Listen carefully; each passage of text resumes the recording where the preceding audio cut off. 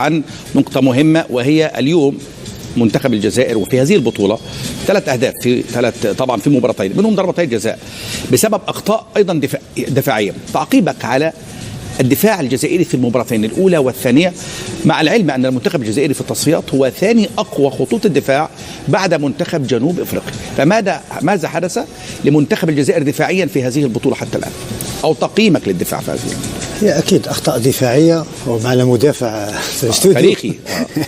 هي أخطاء دفاعية، يا إما في التواصل، يا إما تكلمنا على فرصة الهدف الأول.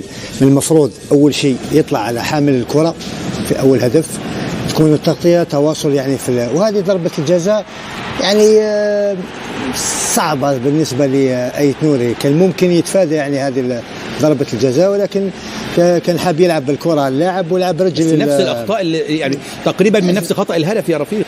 الكرات الطويلة في ظهر المدافعين، الرقابة غير موجودة، ولا يا رفيق أنت مدافع كبير؟ نفس خطأ الهدف، نفس خطأ الهدف الأول.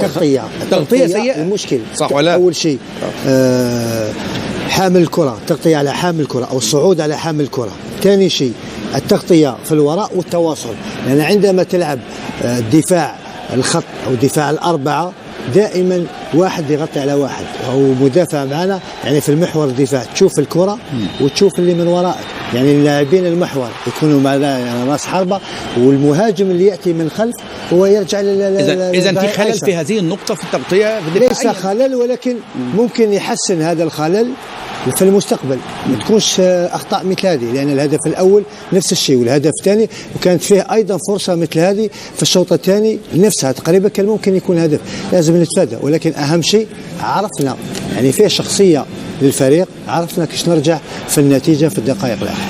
تمام، كانت هذه نقطة مشاهدينا عن الحالة الدفاعية للمنتخب الجزائري في هذه البطولة وتقييمها طبعا من رفيق حليش. سنتواصل في هذا الحوار، لكن نتحول أيضا إلى الزميل حسين بوصالح مرة أخرى، ومعه محمد